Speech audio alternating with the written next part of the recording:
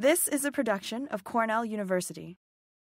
Thanks everyone joining this is going to be episode 15 of the Cornell Turf Show this spring. We're excited to have a practitioner on today, Shawn Kister, Director of Grounds at Longwood Gardens. Shawn, you've been a live viewer for all our spring episodes this year, so we're happy to have you on today to talk about your practical knowledge. Frank, we're getting a little bit out of the ivory tower here. We're going to talk to some boots on the ground, so we're excited to hear some of the really cool kind of sustainability initiatives, data collection initiatives that Shawn's got going at Longwood. So we'll transition into that conversation a little bit later. But as always, Frank, we're kind of always got these weather swings. I know you'll update us a little bit on the weather. What do you got for us this morning? Well, I got what happens when you try to get too close to the air conditioner, right, Shawn? Not a good move here. Welcome everyone. Thanks, Carl, and thanks, Shawn, for joining us. You know, this is the time of year where everybody's out mowing, particularly in our neck of the woods, right? This is time when things start growing at a really rapid rate.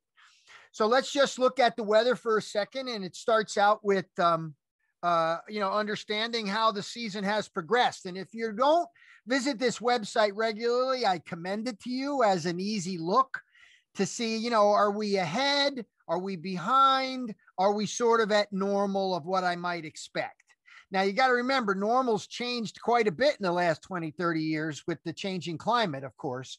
But this is a good indication, as you can see, that, most of us in the Northeast are well ahead of normal. Although as you get down to Philly and where Shawn is down there, they're like in a sort of in-between pattern where it was warm and now it's sort of holding on. And a lot of people are talking about how the blooms have been so persistent the last several weeks due to some of the cooler weather. Well, from a lawn perspective, if you're out in the professional lawn care industry, certainly you're out thinking about crabgrass at this time of year, right? The forsythia bloom is probably half green, half gold by now.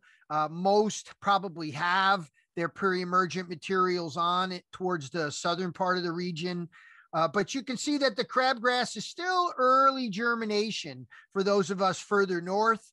As you see along the lakes, the germination prediction's a little bit more advanced. And those areas of the state around Rochester and Buffalo are the most advanced in the entire Northeast region as far as relative to normal. So it's been unusually warm in the balmy Buffalo and Rochester, not something you associate typically with things being cooler. But obviously the other thing we're seeing a lot of, and this is a picture from somebody in Ontario that was, lambasting the community for banning herbicides and saying, this is the rite of spring up here in Ontario. So, many years ago, the herbicides were banned, synthetic materials were banned from the consumer market. One of the few places in North America where that happens and is regularly enforced. The municipalities as well do not use and haven't for almost a decade now any herbicides. So they rely a lot on corn gluten meal and Fiesta. Now here in our country, we use 2,4-D and other broadleaf herbicides. And there are two formulations that you can typically buy these products in, either the ester or the amine. And it's worth noting here as the favorable time for both ester and amine begin to progress. If you're going to make a spring application, which is not always my favorite recommendation because it's unlikely to give you a complete kill, the best chance you got is by following these models that have been developed around timing in the spring, movement of photosynthetic material from the leaves to the roots that has some chance of getting some long-term kill here. So this is really the only guiding principle we can give you on good broadleaf herbicide use in the spring is try to use these models that are available at our forecast website to do this. Now, nothing's going to stop people from going out and doing the 5-in-1, right? We figured out a way to stuff everything into granules and bags. And I think herbicides are at Q4 or Q5 now, where you get grass and sedge and broadleaf and pre-emergent control all in one. So, these are the kinds of things that I understand them from a convenience perspective, but it's virtually impossible to get all the timing of control of these things done at the same time. Nevertheless, labor and time that people have is what, the lack of those things is what's make these products convenient and widely used. But none of us in the professional ranks would necessarily defer to something like this, I would hope, because we have some flexibility and knowledge to know when is the right time to do things. So as we move forward and we start talking about growth and get into our discussion with Shawn, we'll start out with one of the things that gets and keeps things going, and that's the moisture. And while we like to hanging around Rich Buckley that wherever he goes, it's going to rain, he is likely to be in a drier part of the region. Now, what's not known, number one, is it's been fairly dry as you get into the center part of Pennsylvania and into the Hudson, into Orange County and New York and down in the Allegheny Plateau. You see some really dry spots there as evapotranspiration levels start to build. Now, you notice in the other map that's projecting out into May, the second week of May, there's a line between normal and above normal precipitation that looks like it's at the bottom of Pennsylvania and excluding South Jersey. Now that's the line that's going to move. And as that line moves over the next couple of weeks, we're going to have more or less rain, wet to the north, drier to the south. It's going to be cooler to the north and warmer to the south. So in general, we're going to see some very interesting shifts in growth. Number one, temperatures are going to be much warmer in the evening time, which is going to keep the average above normal. And that's going to keep the cool season grasses well on their way to active growth. Now, we had Bill on the show, Bill Kreiser on the show a number of years ago. It felt like a number of years ago, Carl. It was only a few weeks ago that we had Bill here talking about the difference between growth potential that you predict based on this model here and what you actually measure when you collect clippings. So you see the blue line here on unirrigated Kentucky bluegrass. There's a lot of good growth happening on this bluegrass in the early part of the year, drops off in the summer months, and then picks up again later in the season. So there's a little bit of a bimodal pattern and a very dry period there. Now, if you're growing tall fescue, it appears to be a little bit different, right? Where you do not see as much aggressive spring growth. And this grass, as the climate's changing, is going to be more aggressively growing during the summer months and then drop off in the fall. So this is irrigated tall fescue that doesn't appear to be following that bimodal curve. So it's really important to understand the grasses that you're growing, because eventually with the rainfall coming, we're going to have situations like this, where we've got to deal with clippings. Now, for those of you working in the urban landscape, now, Shawn, you're a little bit removed off there in Longwood. You've got some pavement that you've got to deal with, but this is a rite of spring really throughout the Northeast, unfortunately. We're spilling fertilizers, we're blowing clippings. We don't want to use blowers, so we got people out there trying to brush the pavement with the clippings. And, we turn a lawn that should be a green filter, right, where it's filtering these things, into a gray funnel, right? We're putting all these clippings into this gray funnel that allows the things to get into the waterways. And I've been a sort of really beaten on this the last several weeks, and just reminding everybody about our urban fertilization guidelines that was developed a number of years ago by our scientists up here in the Northeast. And in there, you'll see for non-sensitive areas and for sensitive areas, the way we recommend very little nutrients. In both of these cases, you see if you're making only one fertilizer application or two fertilizer applications, right, you're just in that time where you might make one now, most of it as slow release nitrogen, more than 50% as slow release nitrogen. So I'd really want to avoid a good slug of nitrogen now, because I don't want this, right, which is likely to happen as we progress. Now, listen, Shawn, as we transition to you here, I know you've done a lot with watering, but because this time, and we're going to have you back on, don't worry, to talk about the watering and the cool stuff that you do with that.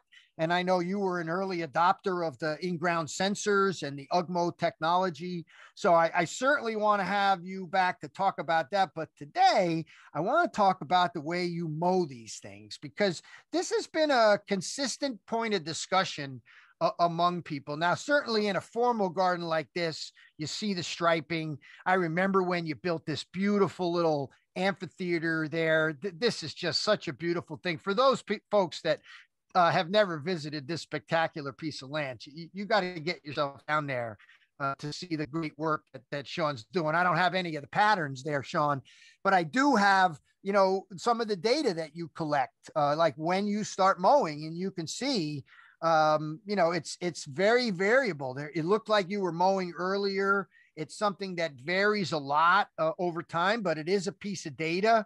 It looks like you're not mowing in some areas there for reasons. And of course, Dan talked about this at Cornell a number of weeks ago, where we've been doing it and promoting it for using less gas. I picked up this picture because I thought it was cool of you guys mowing with the fly mow. This is a lecture, I guess, you gave at Longwood not long ago. And here are the questions for today, pal. As you look at the 22 years managing 170 some odd acres there at Longwood, I'm sort of interested in how things have evolved over that time. And where you've made adjustments, both I know I want to hear a little bit about mowing. Certainly, I know we'll hear about watering. And then, as you've collected data, how's that helped?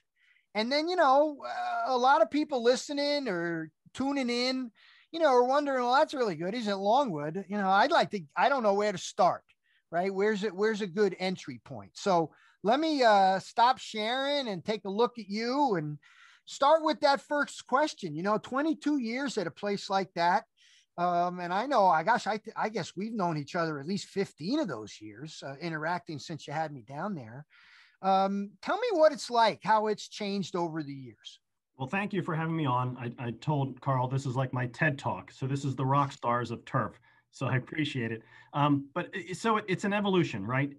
I came here 22 years ago. I remember the day I drove up for my interview, coming off of Route 1, coming through the main entrance and thinking, this is very naive of me then, how easy it was going to be, because all I saw was yellow, meaning we had dandelions everywhere. And it was an evolution, because at that time and place, Longwood wanted to do everything they could sustainability-wise from a turf standpoint, and that meant we were not allowed to put broadleaf weed control down. So it had to do with picking the right species, making sure we get the soil in shape. So over time, by tracking information and having that data point, I then was allowed to have more tools given to me for my toolbox. So that didn't mean that, hey, Shawn, go out and buy your boom sprayer and start spraying. It's like, no, what areas is going to be affected by the display? What areas does the public? So I think you can see the image behind me. So this is one of the mowing patterns. It's really a brush pattern, right? We can't mow this. We do this like you do on a baseball field. We do it with brooms and water pressure. But we started asking, what can turf add to the display at Longwood? And more importantly, what can we do not to take away the display of our landscape managed areas, right? We call it the frame. It's the frame of the aesthetics that we have. And right. So don't detract from that. So when you got there and it was all yellow, you didn't use any herbicides. It was a matter of systematically fixing the soil, putting the right species in, irrigating them properly. And so for how many years have you not used synthetic herbicides out there? So we were not allowed to use any herbicides. Let's see, in 2004. So maybe the first 5 years here, we were not allowed to use any herbicides on the turfgrass.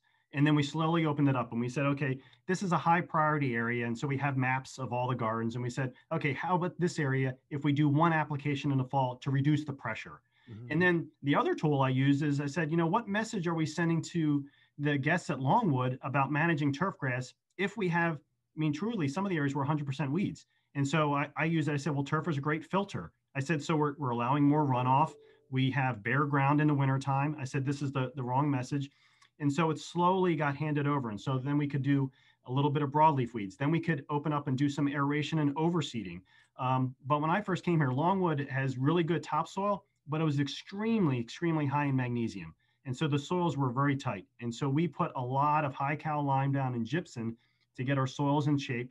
And now part of it is from your training of me, Frank, is we're now on a 5-year rotation for soil testing. We have the soils in such good shape now. We don't need to do them every year. Now, the one behind me, that's sand-based. So we do test that once a year. But it was just an evolution. It was getting my bosses comfortable with me. How was I going to manage things? And it all started with those data points. And once you have data points, then you can say, hey, we start mowing typically now. We need to have this many staff members. And so we slowly grew. We had 5 full-time turfgrass technicians. We're up to 7 full-time turfgrass technicians that we have. And so it's that evolution of learning things, learning what Longwood is about, learning the message we want to give to the guests. Because I'll be honest with you, there are guests that see behind me and they think I'm a nozzlehead. And we do not do that. I mean, and so that's part of our education too, that we do not, the turf behind me is not sprayed on a weekly basis. It does not have broadleaf weed control used all the time. You can do that if you get your soils in shape and you do the right strategies with things. And so that's part of our mission. So little by little, you've had to adapt to allow certain things to, remove some shade issues, improve traffic flow. And I would imagine that was a big deal during COVID, that traffic created a stress maybe you hadn't seen in the same way. I don't know how you guys restricted during that time. But one of the things that it does make me wonder about is it is like an afterthought. I mean, most people are not thinking about, well, yeah, Shawn, okay, the grass, would you please cut it? If you cut it, it looks good. I mean, we get this a lot. Mowing solves a lot of weed problems because nobody notices them if they're not flowering until you bring it to their attention. Oh, we have bare ground. Oh, we have this. So I guess, again, we got a lot of people listening and might be saying, yeah, I can't even get them to pay attention to me. I can't even get them to realize what's happening. What were some of the earliest steps you took to say, hey, we got to fix this? And here, before you even embarked upon a plan, I feel like so many people can't get their own administrators' attention for these things, or their own bosses in a lawn care operation attention for these things. What advice would you give those folks? Well, first it starts with, you got to be professional, right? That's the first thing. So I'm a stickler on terms, and I'll pick on my crew sometimes when they use it. It's not just turf, right? And we're not mowing guys. So they are turfgrass technicians. They all have 4-year turf degrees. And I said, we're here to elevate that. I said, just like we have horticulturists here that have a lot of years experience, the same thing from turf. I said, so you have to look at it through that lens and communicate it through that lens, that you're not just out there mowing. So like, I'll have the hort team sometimes, they're like, you guys just mow. And I go, no, that's not what we do for things. Or they'll say, well, you can go get sod, right? Sod is like carpet. You buy it by the yard. So if something goes wrong, just go resod it. And I go, no, that's not our sustainability initiative. That's not what we're trying to do. We have that tool in our toolbox, but that shouldn't be our first gut feeling. We need to protect the turf, or we're going to set a stage up. Okay. We have to educate performing arts about this. So it's using those right terms, I think, Frank, to make sure that people realize you're elevating it up to what it should be. It shouldn't be the mow and blow guys. That's not who we have here at Longwood. And that's not who I selected. Well, it's clear that what you've been able to do is communicate it, and it's clear that you've got a staff that can do it, but you've also had to make adjustments in equipment, in the way you do line trimming, are you under pressure for energy use? And then, to lead into my next question, have you raised the mowing height to mow less? Have you found areas where you mow them less frequently? And what does it take to manage that less frequently mowed area versus a regularly mowed manicured turf like behind you? Because I think a lot of people look at them, Shawn, and they say, oh yeah, well, they're not doing anything over there, right? They stop mowing, they're not doing anything, as if it's no management. And I wonder if you couldn't talk to us a little bit about what that looks like to manage a area you don't mow as much intentionally. Sure. So that's a great question. So those of you who don't know, so Frank was part of our peer review group back in 2012. And one of the items that came out to us was, why are you mowing everything weekly, right? Great question. So we took that to heart and we stopped mowing certain areas weekly. And Frank, I thought I communicated, I had maps, I had everything down. After 6 months, they're like, what are you doing? That's right. They're going to string you up. we weren't going to mow these areas. And so we took it too far. So we had to peel it back. And so areas that I thought were no brainers of, these aren't going to be impacted by the guests, or the guest is going to, aesthetically, they didn't work. So we peeled that back. So probably about half of those areas that we took out, and there was probably about 3 acres worth of turf where we said, we'll just mow monthly, right? We'll take it down. What we learned too early on is if you stop mowing, you're going to have weeds that come in. So you make sure you stay on top of it. So we do make sure we go through with a pre-emergent, and we do a broadleaf weed control now as needed for those areas. But there are areas now that we're probably down about 1.5 acres that we only mow once a month now, that we've gotten to that aesthetic. And the other one, we use it as a tool. So one of them is in our grass overflow parking lot. What better way to keep security and other people from putting a car in an area than having the tall grass? And so instead of putting a fence up that they could take down, or a string line, we now have it up. So they know if they can't go in it, right? Because nobody's going to park a car in it. So we use that as another tool in our toolbox for this. But you're absolutely right. It was a learning curve. We thought we were doing the right thing. I thought I was doing the right thing, but it just didn't fit with our aesthetics. And so being a public garden, you always have to keep that in the back of your mind, that it's that balancing act between what are you doing input wise for turf grass to the aesthetic part that the guest is not going to be discouraged by. But we also did a trial in the gardens with Penn State University about using different fine fescues, hard fescues, things like that. It was one of the best trials we ever did. It was front and center. We had information on it. I don't know how much playtime I got off of that by guests asking me, as well as other people outside of Longwood asking me, what did you learn? How did you do things? And there's a local golf course down the road that learned from it, and they did hard fescue along their road edges, and they don't mow them now. And they're like, we learned this by seeing your trial. So it was just a great offshoot that we did. But it all started with, I'm very curious by nature. I want to know. I want data to back it up, right? I don't want to do a knee-jerk reaction and do a well thought out plan for things. The other misnomer too, being at Longwood, is people think we have unlimited resources. Granted, we have very good resources. We do not have unlimited resources, right? So we have to be smart about it for things. Now, going back to COVID, Frank, go ahead. We unfortunately, I don't know how it was in New York. So we were put in the bucket of casinos and movie theaters. So we were closed for 2.5 months. So we were an outdoor venue that was told we had to close until we could get to the green phase. So PA did red, yellow, green.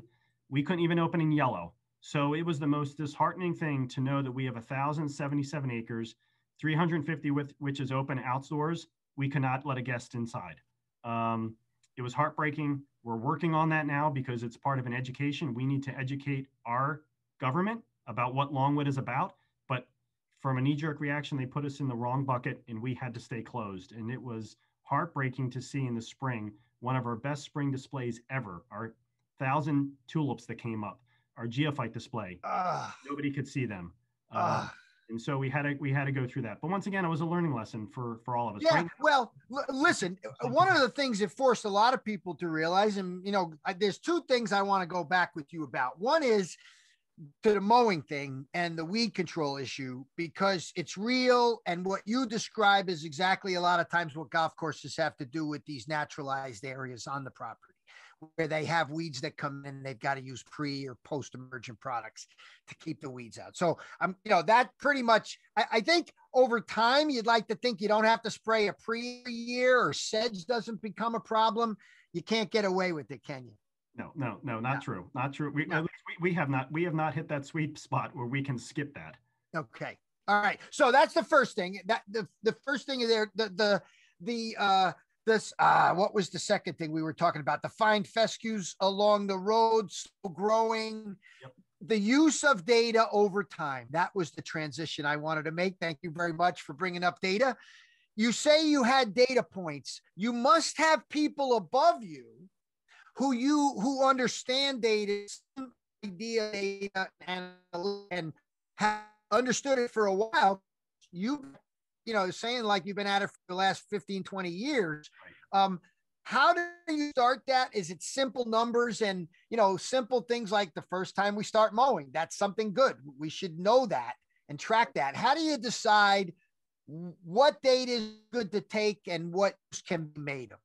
Well, a lot of it comes back to Frank, our budgets. And so by having like our start mowing date, I can say, if we're going to contract out an area, I know historically it's going to take 26 cuts a year, right? Or if the growing season is longer, I say, hey, to our accountant, this is why it cost me 2 extra cuts, right? The growing season, the temperature was this. So by having that data, you have to justify everything that we do now. Just about all of our species of turf here, we do turf type tall fescue. We look at the NTEP trials. We look at the best ones. And our mowing height, to your point, is we mow at 3 to 3.5 inches. So we mow taller, right? We could probably go down to 2.5 inches, but I say, why? Like, why are we doing that? Going back to, we want the guests to leave and say, well, if Longwood's doing it, right, I can do this at my home lawn. I don't need to be doing that, right? We're constantly learning. We're constantly giving out that education to them. So we can hopefully change that perception and change the image. Like, quite frankly, something's got to change. I mean, you brought it up, the 5-in-1. I love going to Home Depot and seeing stuff like that, and I laugh. I'm like, oh, please. Well, listen, this is what the grassroots exhibit at the National Arboretum was going to try to do a while ago. I'm so glad to see you committed to that. And Carl, how about some questions? Are there any questions or comments you have for Shawn? Yeah, so I think one of the things you mentioned, Frank, is for some of the people listening who have very few resources and are trying to communicate to their bosses. Shawn, I hear you talking a lot about how you had to kind of scale up your resources when you started at Longwood, kind of identifying, so you're starting with these data points, and then you're kind of scaling up based on priorities. You talked about varieties, you talked about soils. How important is it when you first go to your boss and start talking about, hey, I need some more resources? How important is it to prioritize and try and scale, create a plan to scale up when you go into that first sort of conversation with, with the people above? No, absolutely. I mean, you have to have your vision, right? So you say, this is where we're at. This is where I want to get. These are the steps that it's going to take incrementally to get there. And so the first step for me was, hey, we're mowing everything the right way. We have the right species in here. The soil's where it needs to be. How about we have this next tool and we start prioritizing where that tool is going to be used, right? So it's not you're asking for a significant amount of dollars. It's a little bit, right? And then we got some savings. The one item I didn't mention is we used to use all organic fertilizer here, and we went away from that. And so now we only put down fertilizer in the fall. We use a slow release product called Duration, and that cut our fertility in half. So I had a huge labor savings from that, as well as a product savings that I could then roll and say, hey, I'm doing this sustainable item. How about I use those dollars for this other tool that I need? And it's all about that. And luckily at Longwood, we're all on the same page in terms of our vision. We want to elevate, we want to do things, but we want to keep it in a sustainable way. And once you do that, you can do it. The stuff behind me, right, that didn't happen overnight. That wasn't year 5. That wasn't year 10. That was much longer. That was me pushing my folks to keep them engaged and to keep them wanting to do more. I'm like, can we do this, right? And the pattern behind me is one of our senior turfgrass technicians. He took it to heart, and he's been doing this for 5 years now. And he comes up with all this himself. And I just stand back and go, wow, that's amazing. It's amazing what we did. I'm wondering, Shawn, when you didn't get the visitors and it was just you guys doing the work, did you notice bad habits about the way you guys moved around the garden? Are there some places you drive mowers, like on golf courses, everybody drives? A lot of people were shut down and they could, there was no golfers to complain about. It's like, oh, look, the area is still dead. Maybe it's us. Did you get a look at some of the things that you do through a lens that you hadn't seen before and make some adjustments based on that? So when it first shut us down, which was March 13th, not only did it shut the guests down, from a staffing standpoint, we prioritized. So we were just gearing up to start mowing, and we were told nobody that was not essential. So I could come to work. My team couldn't come to work for the first week. So I'm sitting here sweating bullets going, if we don't get them here, we're going to have a hayfield. And then I had to tell them the unfortunate news, which I repeated to them. I said, you will never hear me use these words again. I said, but due to the pandemic, just mow the grass. I said, you just need to keep it maintained. I said, don't worry about string trimming. Don't worry about edging. I said, because we didn't know what our staffing level was going to be given it. I mean, if you recall back, we truly thought the sky was falling. We didn't know what was. So we told everybody, stay away, come here. The guys literally came in for 2 or 3 days a week, and they just cut. It's like, just cut it, just cut it, just cut it. And that was the same point too, where the conservatories that we have, we had to start making hard decisions because we were gearing up for the next display, right? What do? We have a greenhouse full of crops. Well, the next one is coming in. What do we do? And so we had a lot of heart-wrenching decisions to make about the compost stream and where these plants were going. And but we all got through it. And so it just goes back to communication. But did you notice any negative effects from having to let it grow, or did it get out of hand to the point where you violated the 1/3 rule, and did the grass get weakened a little bit? So we violate the 1/3 rule. So it was interesting. We have 5 million geophytes in turfgrass locations. So if you want to have an area not to mow, which is not, I'm not suggesting this, you're going to violate the 1/3 rule. And so the grass will turn brown. It will look unsightly. It will be weedy for a while. And we're learning through that as well. But absolutely, Frank, there were areas that, as you're not as bad as the image you showed, but we definitely were making some hay in some areas. But we caught up. I mean, we just did what we normally do. We caught up, and the turf responded, and we're back to pretty much normal from that standpoint, at least for this year. Well, we're getting close to wrapping up, Shawn, and I just want to ask you one more thing, because it is a pressing issue, and you are seeming to take a lead in communicating things. How are you talking to the people who you've been around for 20 something years about how the climate's changing and how it's impacting what you're doing? And I'm assuming you're noticing it. I thought your start date thing was a little bit interesting, but tell me how you're even having that conversation with people in the garden. So absolutely. So I'm also responsible for the arborist team. And so the nursery woody plant production team. So we've started that, Frank, from the tree side, where we know now we have climate change models that the Forestry Service worked with us on. And so we have a 100-year model that'll tell you which species are going to be declining in habitat, increasing. And so when we go to put a tree back, we now use that model to do it. And we also have a specimen tree replacement plan to preserve our historic trees. So we unfortunately, right when that pandemic started, 180-year historical cucumber magnolia, national champion cucumber magnolia uprooted. We luckily 15 years ago had a cutting from that tree. And so we've replanted that tree in kind to preserve it. We call it keeping our hand on our founder's shoulder. And so preserving the past to move forward. And so we have a genetic replica now that'll be tethered to that historic tree, knowing that we've kept the genetics alive. So we're all over it now. I am so glad I asked that question, Carl. Aren't you glad I asked that question? Shawn, what a joy having you, pal. It's so great to see you. And thanks so much for taking the time to chat with us. I'll look forward to doing this again when we're talking watering, because that stuff that you're doing is really worth everybody hearing about. Thanks a lot, Shawn. Carl, it's all yours, brother. Yep, as always, Shawn, that was awesome. It's great to hear what you guys are doing at Longwood. So for our listeners, viewers, Longwood Gardens down there in Pennsylvania, to go check it out. If you're not watching, the visuals behind Shawn that he's got of those aesthetics of the turf areas are pretty cool. So I appreciate you coming on, Shawn. We'll see everybody next week. Our Thursday golf show, we'll have Jim Brosnan on from Tennessee. We'll be talking some weed stuff. Always exciting. But until then, take it easy, everybody. See you guys next week. Shawn. Thanks so much. This has been a production of Cornell University, on the web at cornell.edu.